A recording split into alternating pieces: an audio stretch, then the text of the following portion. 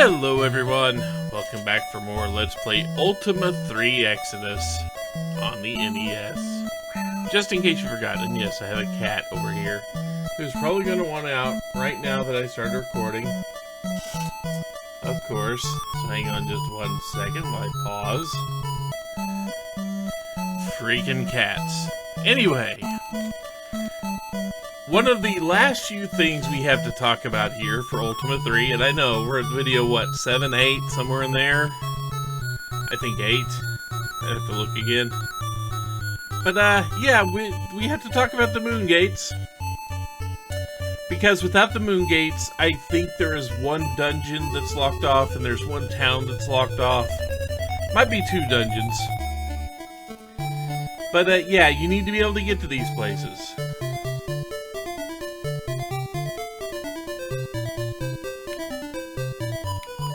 And the easiest way to at least get to where a Moongate is, from where we were, is straight south of here. Okay. So now, I want you to look in the upper left corner, where you have 2 almost circles and the inn. The inn tells you which way the wind's blowing. That's not really all that useful unless you're on the ship. And even then you can't influence it, so it's still not all that useful. But the 2 moons, and that's what those circles are, those are moons. Those 2 circles show you what phases the moon is at. In this case, they are almost full. The moons are almost full. I believe they call that what is that, gibbous waning? Or gibbous waxing. That's gibbous waxing. Right. So if we pass, now they will be full moons. The moons are now completely full.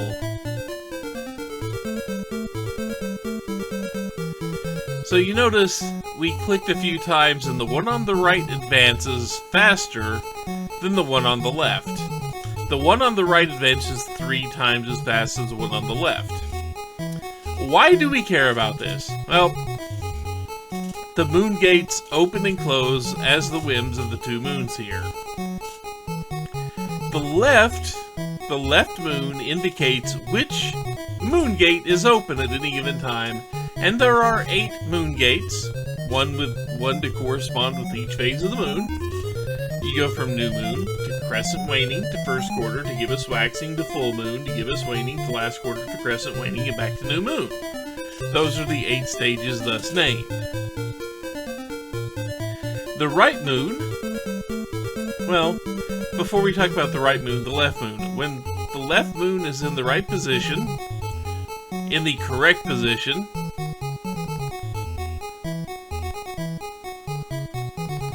which one is this? This is an earlier one. This one will be there not at new moon, but at crescent waxing. The Moongate we are looking at right here.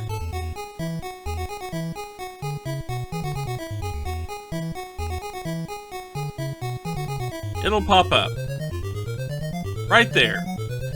Now, if we were to step on that, it would teleport us to another Moongate. But which one would it teleport us to? Well, that's determined by the right moon. If you step on any Moongate that is open, when the right moon looks like the left one does now, it will teleport you here. The charts I found refer to this as the Moongate 1, with there being a Moongate 0. Moongate 0 is very unhelpful to us for so many reasons, but Moongate 1 will take us to Moongates 3, 4, and 5. To get to where we want to go, which is, I want to say Devil Valley or something like that, I can't remember. Devil Guard, that's the name of it. To get to there, we need to get to Moongate 6. So, just to put it out there, Moongate 0, it will be open and able to take us to Moongate's 0. It'll take us to itself if we step on it at the wrong time. Moongate 1 or 2. Moongate 2, or Moongate 1, the one we are at, will take us to Moongates 3, 4, or 5. Moongate 2 will take us to 6, 7, or 0. Moongate 3 will take us to 1, 2, or 3. Yeah, it can take us back to itself. Moongate 4 will be able to take us to 4, 5, or 6. You see how this works? Yeah, so through 3 phases of the right moon, the Moongate will be open. And then it will shift to the next, phase of the left moon, which opens up a new Moongate and closes this one. So once you learn that and learn which ones you need to go to, navigating these Moongates is actually fairly simple to do. Like from here, we need the Moongate to be at full moon, which is a step or 2 away, which will then take us to 4. Then we need to wait for 4 to open up and take us to 6. So let's go ahead and do that. And now if we step on it, it takes us to 4. We want to move up here. So now we just have to wait. That is Moongate number 2. It will take us to 6 right now, as a matter of fact. No more waiting. It will take us directly to 6. Which is this little weird landlocked area that's kind of in the middle of the place. But it unfortunately still has monsters in it. Excuse me. Luckily for us, the monsters are still determined by what level we are, so they are pretty much going to remain as weak and as weak as we've been keeping the enemies. Aww, you couldn't have gotten that one.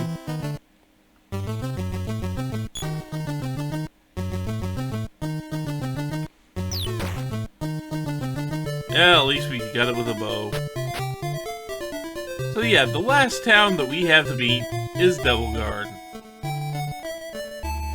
Devil Guard is not big, but we will learn a useful but not completely necessary thing here.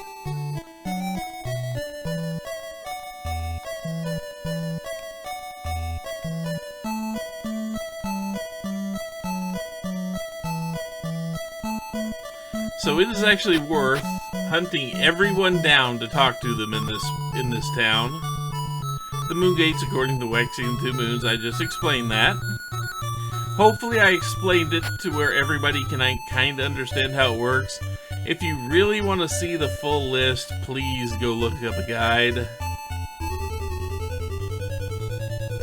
And you will see these Moongates in other places. They are not in Ambrosia.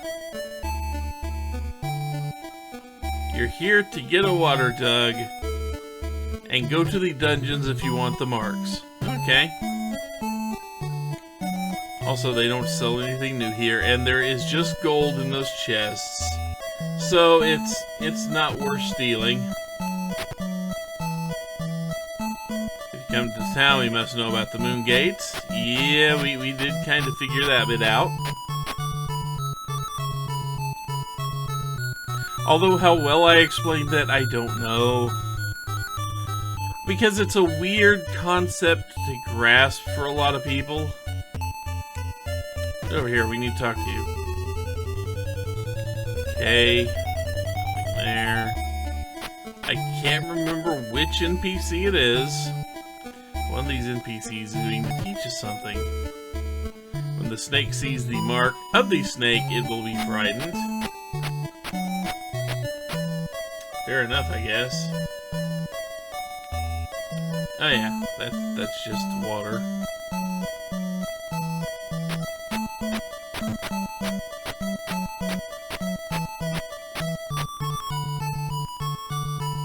I don't really know why the snake is afraid of the mark of the snake.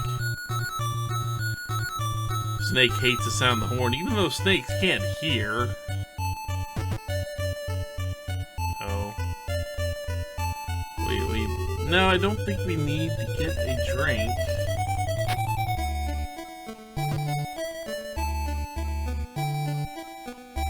They say there's an engine of fire.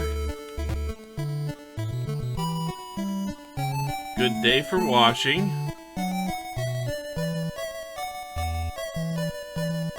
This is just more stables. That we've already got horses.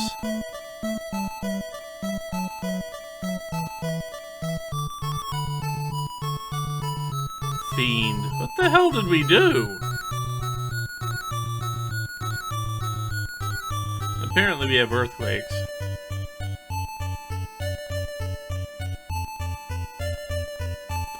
Bribe the guard, it's the easy way.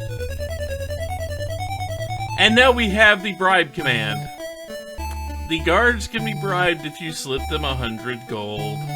And they will generally just kind of go disappear, or walk away, or do whatever it is guards that suddenly have 100 gold in their pocket want to go do. But yeah, we can bribe guards. And while it's not completely necessary, it does make things a little easier in some places to get large amounts of gold. Even though that's not a problem for us. So anyway, the next thing we need to do, we need to go back to Ambrosia. I'm sure everyone is looking forward to this as much as I am.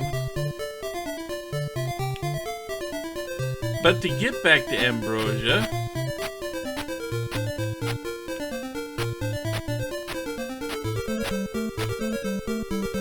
okay, let me see, what's the easiest way to get out of here?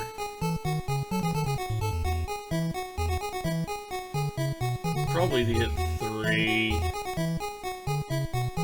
That wouldn't take me back to where I want to go yet. Yeah, we're gonna go back to 3, and then we can get to 3 from here, and then from 3 we can get back to 1, which is where our ship is.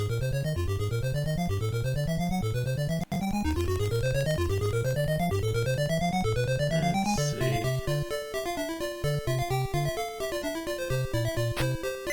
From 3, we can fight an enemy.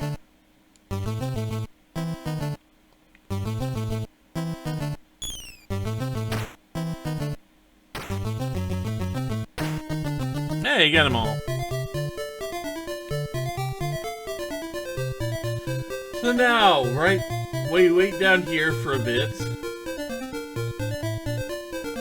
And as soon as the gate opens, that's when we're going to step on it. Should be right.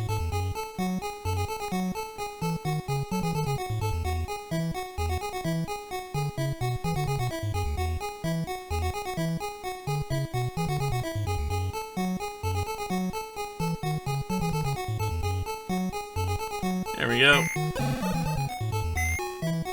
And that takes us right back here. So now, the next thing we need to do is go to Ambrosia. Now that we're out of here, I'm going to be pausing it. Now I'm going to get to Ambrosia.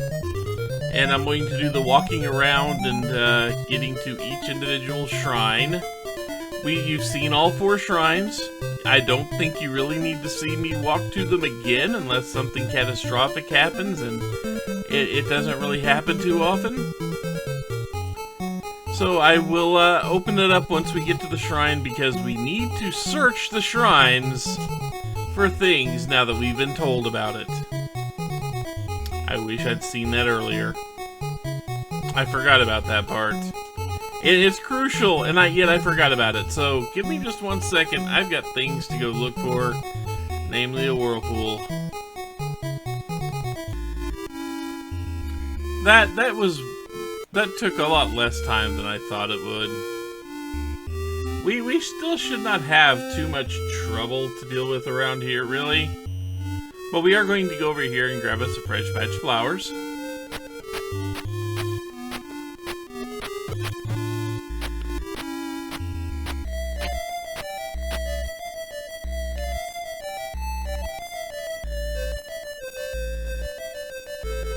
Because, I mean, we can get more heart compasses. Well, I mean, we can't get more right now because we haven't used any. But we can get more heart compasses if we need them.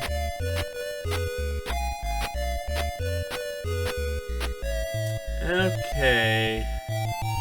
So now the next step is to get back to all of the shrines.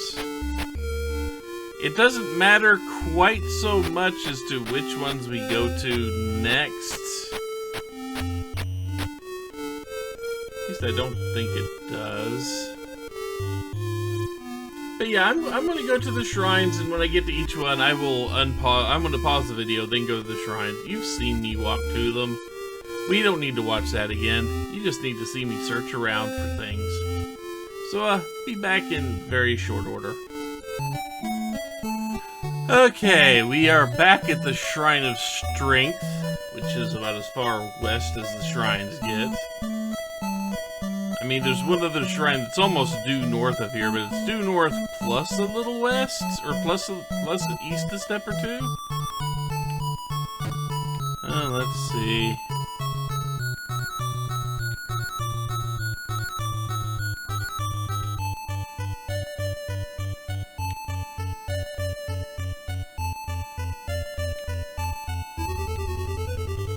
It's somewhere around here.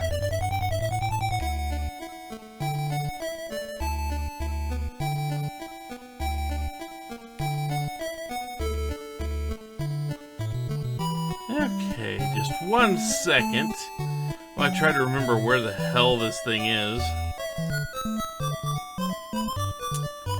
Okay, maybe you notice.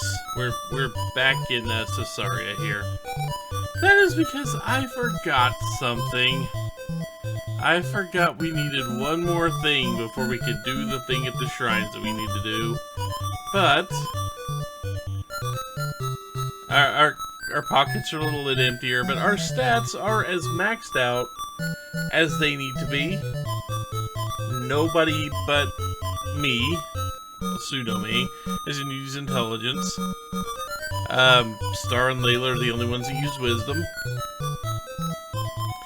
Strength and dexterity are maxed out for everybody, even though I am only a 25, that is maxed out because my dexterity is as high as it goes for everybody.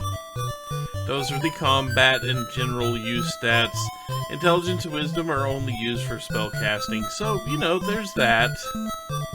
But, yeah, there's... We can't do the thing in Ambrosia we need to do yet. That's gonna have to come after we go down doing some dungeon diving. Which, that is next. We have to go get the marks, and the marks are only found in the dungeons. Luckily, we have plenty of sand, so it should be a relatively safe trip. But, yeah. Dungeons are a thing in and of themselves. You will see, and perhaps you remember what the dungeons looked like in Ultima 1 and 2. They kept that idea around. It's still a 3D maze, similar to Fester's Quest, or Golgo 13, or... well, one Wizardry... Swords and Serpents, I think, was the name of another game in that genre. You get the idea. It's that. But we have to go down into those dungeons for two things. One, we have to get marks. And two, we have to get the other pick. Now, before we go get the other pick, we can get the first one. It turns out I was wrong about needing a steal command. You do not need a steal command. The get command works just as well. So now that we are here, if I can reorient myself to which part of the map we're stuck in at the moment. This is not down there near Dawn. But we do need to go back to Dawn.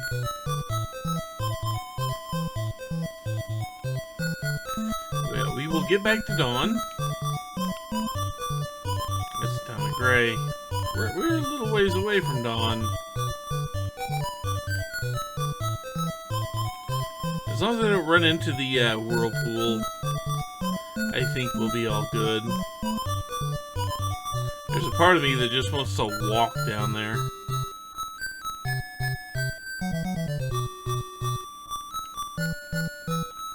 Or I could realize that I'm like right here.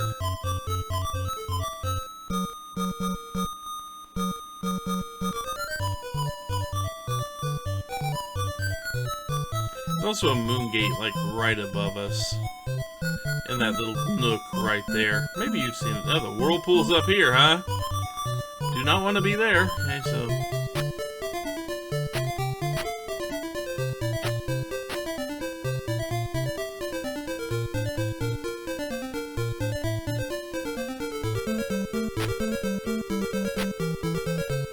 maybe a while before a new moon shows up. If I'm even in the right spot, I might not have walked enough spaces. There it is. I walked exactly where I needed to. So now, let's, we do not have a thief with us. I could, in theory, build up a thief, take them to Ambrosia, and get their dexterity up to 99. I could, in theory, do this. That would make it very difficult to get caught while stealing. But getting caught while stealing only matters in as much as, well, you're going to get chased by guards. And there are two ways to deal with the guards. One, you can Sands of Time them and just run the hell away, which is what I usually do. Or two, you can use one of the heart compasses. Now, the heart compasses don't have that many uses. Not for what we do. And we can get more heart compasses by just returning and getting a flower. So, if I'm not mistaken, I will be able to grab this, use a heart compass, and then we can walk back down here from Lord British's castle. So, let's go ahead. I am going to wait until he turns his back to us. It doesn't matter a whole lot. We're still caught. But we get the treasure chest and find the gold pick. Now that we're caught, notice how guards are just kind of swarming the place.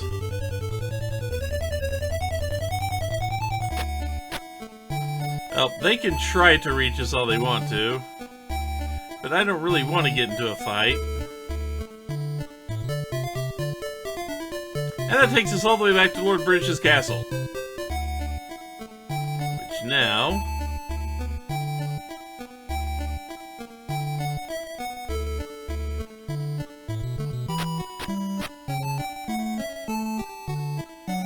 since we are here and have a fresh flower, and we will get another flower eventually.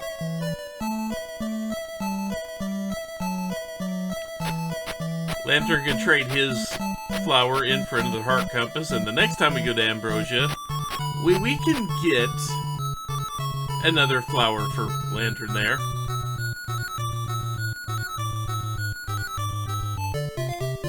But now, we have the gold pick. So what are we going to do with the gold pick? Well, first, we're going to walk back and get our ship back.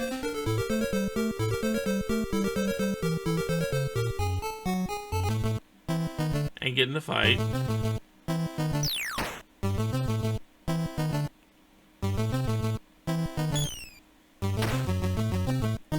Luckily, this is not that bad of a fight.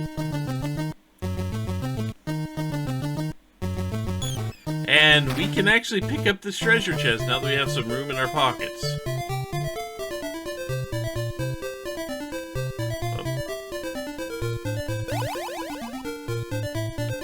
Although the open magic is about as reliable as ever.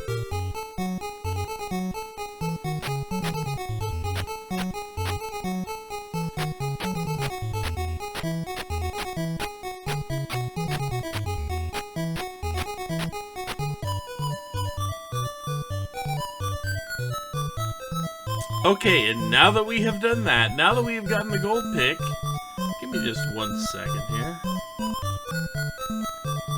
Okay, I was right. Okay. So, when you have a pick, there is a pick location that you should, I say should because we need to actually get down there somehow. Did I just go around the right? Yeah, it was too far over. I need to go this way. Because this island right here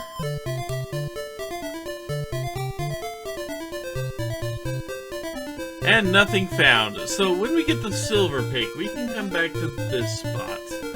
This spot holds something for the silver pick, but not the gold pick. We just have to remember that one.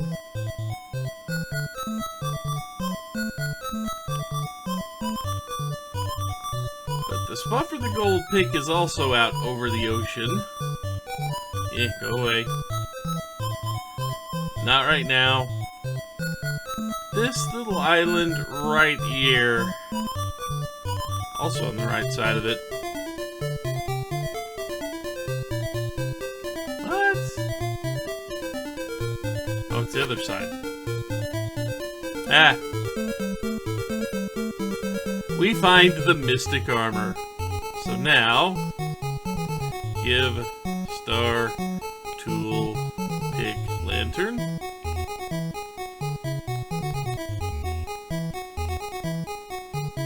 Lantern also digs up a set of mystic armor. Tools. Give. Lantern. Pick. Hand over to Layla. Layla then uses the pick. Grabs some mystic armor. And Layla is going to use this. Hand it over to me.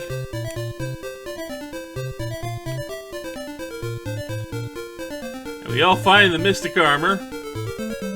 So now, silver bow, mystic armor. Silver bow, mystic armor.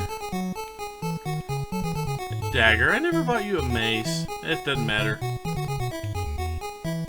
Dagger, mystic armor. Just make sure. Okay, good. So now we have one of the two pieces of mystic equipment. The other one will come when we find the silver pick, which, much like all of the marks we're gonna have to find, is down in the dungeon. We're gonna be making use of tents. We're gonna be making use of healing. We're gonna be making use of a lot of magic. So, for now, that's it. I have some preparations to do in remembering exactly which dungeons I need to go in to A, get all 4 of the marks, and B, find that goddamn pick. Because you kinda need it, because the only melee weapons, well, the only weapons, period, that work once you get into the final castle are these mystic swords. Yeah. We gotta find those. Everything else, magic will still work. But maybe you've noticed the magic spells with any actual punch take just about everything we have, and then we have to sit around and twiddle our thumbs while magic recharges. But anyway, that's a story for later.